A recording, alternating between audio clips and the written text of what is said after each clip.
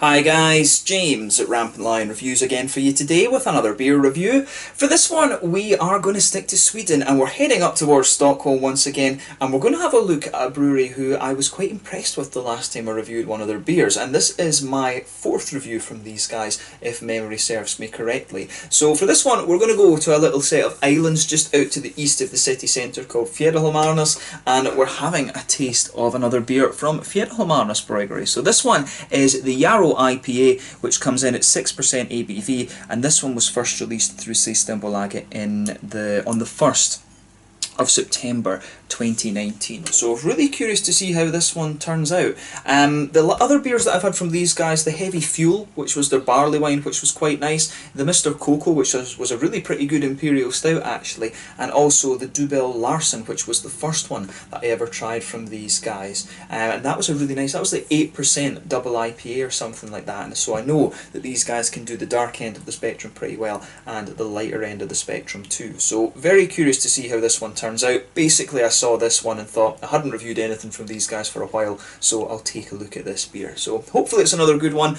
and as always I hope you guys enjoy my take on this beer. So anyway, as is usual with my reviews then, I'll tell you a little bit about the brewery before we taste the beer. If you want to get straight to the tasting, just fast forward. All the usual links are in the description below. That's the brewery website, the link to my other reviews that I've done from Fjäderholmarnas Bryggeri before. No doubt I will add some more in the fairly near future. There's all the usual social media. If you want to see more beer reviews, do please consider subscribing to the channel. The whole channel of course has a geography based tagging system, so you can go into the homepage and search for beer based on country, city, state, county, prefecture, whatever it is you're interested in. Do check out the playlists of beers from different countries. There is one there for all the Swedish beers that I've reviewed for you. That's constantly being added to, and as always please do get in touch and let me know some of the other beers and breweries that you guys would like to see me review. It's always great to hear from you guys that are watching the videos, and the support that you show the channel is hugely appreciated. So anyway, on to my brewery notes then, to tell you a little bit about the Fjäderholmarnas Bryggeri then. So as I mentioned earlier, the Fjäderholmarnas Bryggeri is based on the islands, this little set of islands of the same name, which you can find out to the east of central Stockholm. Stockholm, of course, it's very lakey. The old town, if you like, is on a little island right in the middle of it all.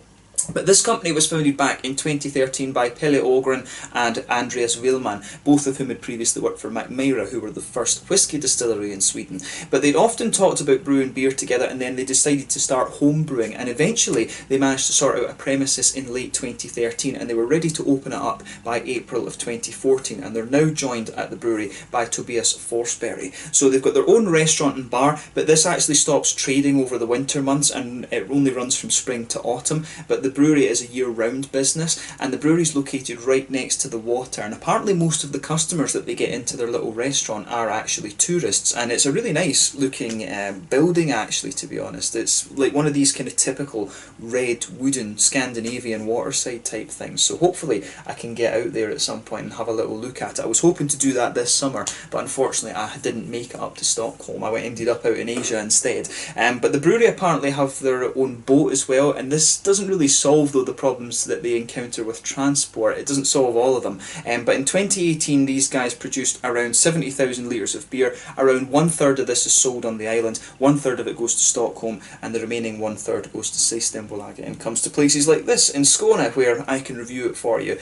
So yeah, that's the one thing about this brewery. They do some really nice beer, but it's a little bit difficult for them in terms of logistics because they are on an island and things, but if they've got their own boat, you know, that does help them out quite a little bit, of course. But a nice brewery in my experience. I've enjoyed all three beers I've had from them so far, as I mentioned, so if you get the chance to try some of these beers, definitely check it out. But the Fjäderholmarnas, the islands are supposed to be really quite nice. I don't know if you translate that, would it be the Fjäderholm Islands? If you said it in English, Fjäderholmarnas, the Arnas makes it plural, but it's meant to be a really nice part of Sweden, and you know, the Stockholm county area generally is quite nice, but you've got places further north than that that are a little bit more kind of rugged and stuff, if that's your thing. Stockholm's a very nice city. Uppsala just to the north is also very nice too.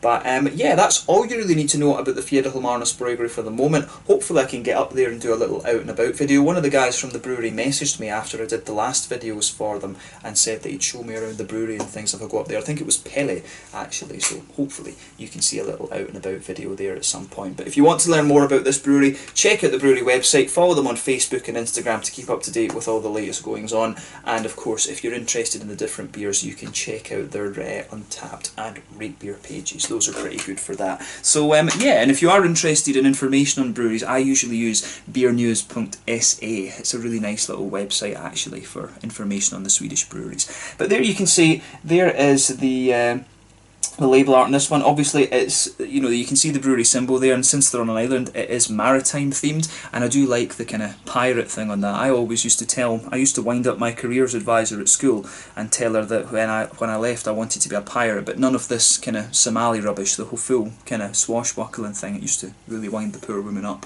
But yeah, kind of says on the side here, what was it, Yarrow hey, Yarrow hey, Yarrow hey, hey hey hey, yeah.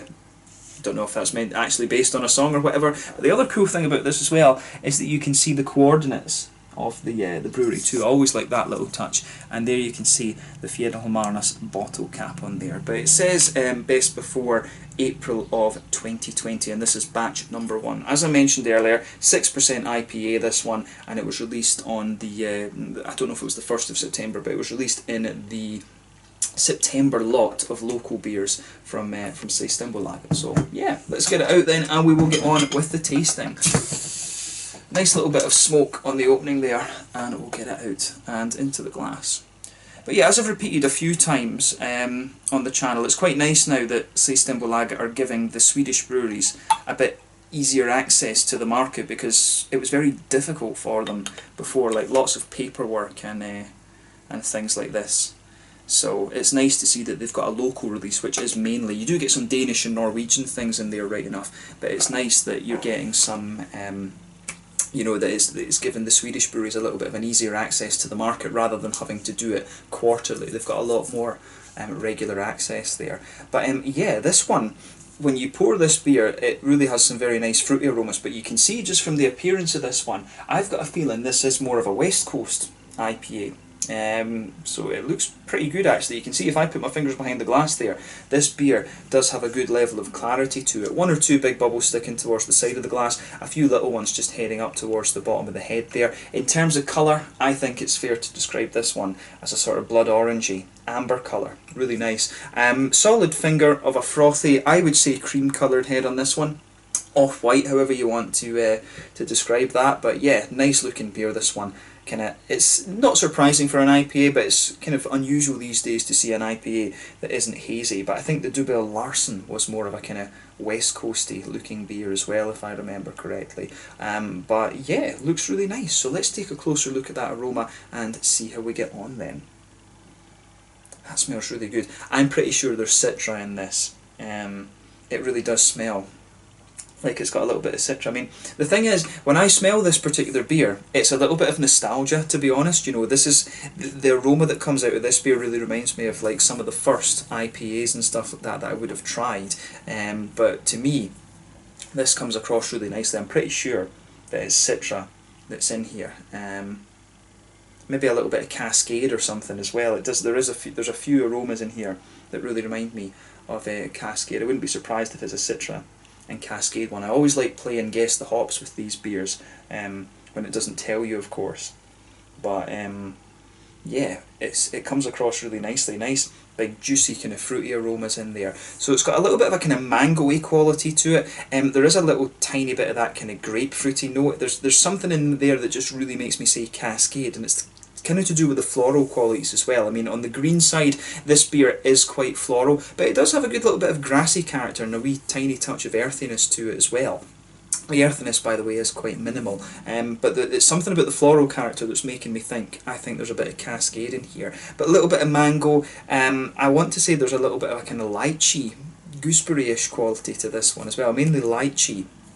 And there is a little bit of a kind of slightly grapefruity note to it. It's more of a juicy grapefruit that comes out of it, and again, that's something that's making me think that there is a bit of Cascade in here. This one to me comes across, you know, if I was to smell this, this would be some of the beers that I was reviewing back in like 2015, 2016, something like that. This one to me, in terms of its aroma, comes across as being a little bit more kind of old school and things like that. So quite nice. I've been missing my West Coast IPAs.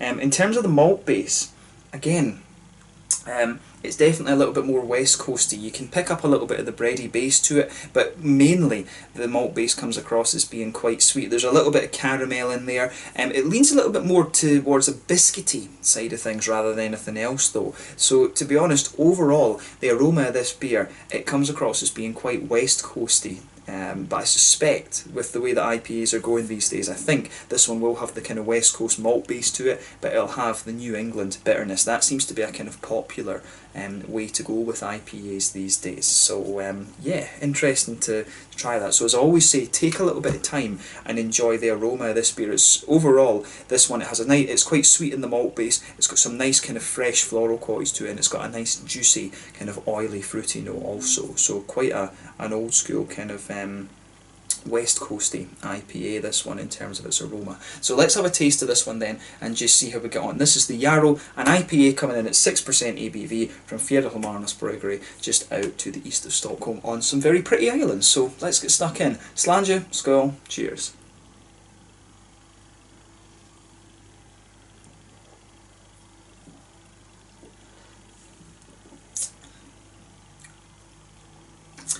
That's pretty nice actually. The way that this one comes across is kind of interesting because it almost tastes like one of my favourite breweries in Sweden is Malmö Taproom, and they don't bottle their beers, which in some ways it's good, but in some ways it's quite annoying as well, because I'd love to review some of them for you here on the channel. But for this, you know, for this beer, it really kind of tastes, it has the same kind of vibe as some of these Malmö taproom beers that I've drunk before. It really kind of, the mouthfeel and things really comes across very, very similarly actually.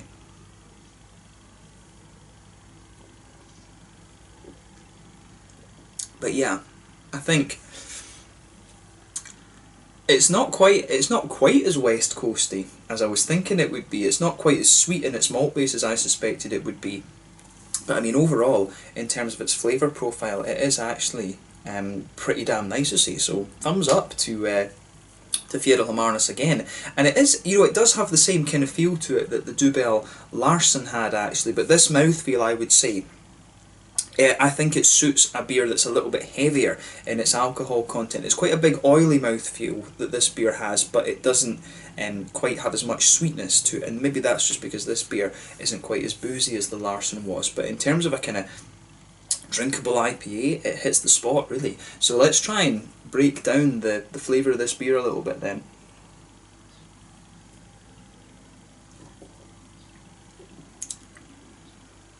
So yeah, in the middle of your palate, you can feel, and it's a bit more obvious in the aftertaste to be honest, you can feel a little bit of the malty qualities there. There is a little bit of a kind of bready quality, but it's a very light sort of bready note. It's not as blankety as you're going to get in some other beers, but in the centre of your palate you get this nice kind of biscuity sweetness, and it's almost like the kind of, it's almost a little bit like the syrupy stuff that you get that holds the McVitie's digestive together. It's really kind of like that, almost, I don't want to really say corn syrupy, but it really has that, a little bit of that kind of quality to it, to be honest. But it's quite oily, the malt base. They've not really, I don't think there's any like Pilsner malt or anything in this to give it a little bit of crispness, and it's not the sweetest of malt bases that you're going to come across either. It could just be a straight kind of pale malt base, and then it might have just a little touch of biscuit malt or something in it when I think about it. So yeah, quite smooth. The bready parts of the malt base come out a little bit more in the aftertaste, but really in the first part of the taste, it's mainly a kind of biscuity note, and you can detect a little bit of the booziness there in the middle of the palate too. It's interesting that, but a very straight up malt base in my opinion.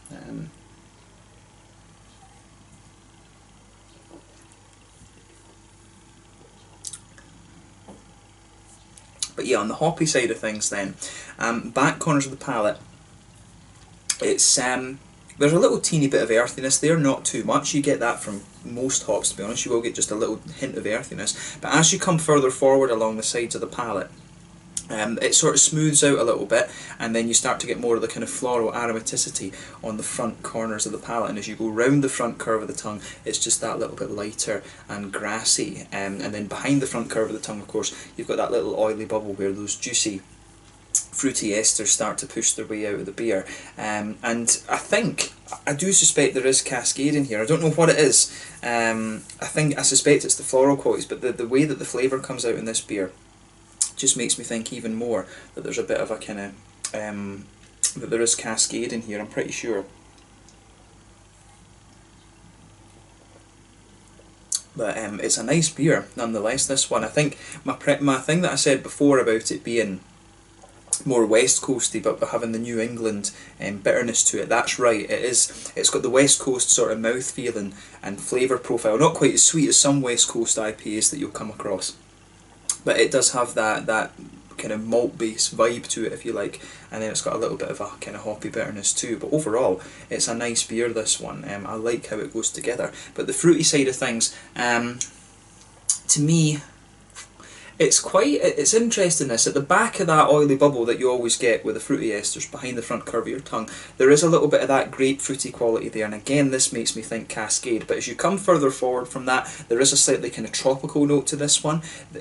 As I said, I think there's citra in here, but the mangoey kind of qualities that you would get out of this beer are the kind of mangoey qualities that you would get out of this beer or out of that hop rather, are not quite as obvious. The thing that's more obvious from the citra perspective is that as you move further forward, it's got a little bit of a kind of lychee, kind of gooseberry flavour to it as well, which is interesting. So it's really interesting just the way that the different points, the different aspects of this beer come out. Actually, it's one that's made me think a little bit of this, and I like beers that do that, to be honest. But I think if we're sort of comparing this beer to others, it's got the West Coast malt base to it, it's got the New England bitterness, but it's got more of the way the fruits come out is a little bit more oily rather than juicy, so it's more of a West Coast IPA in that regard as well, rather than being New England and juicy, a more oily fruity quality of this one. But I like how everything goes together. So grapefruits, a little bit of mango in there, and not too much, but the lychee and kind of gooseberry qualities that you get in this one are pretty nice, I think. So yeah, an interesting note, maybe a little bit of an apricot, to be honest, now that I think about it too, but an interesting, a nice interesting IPA, this one, and it's very similar in its kind of feel to how the Dubel Larsen was, but obviously not quite as boozy. In terms of the mouthfeel then,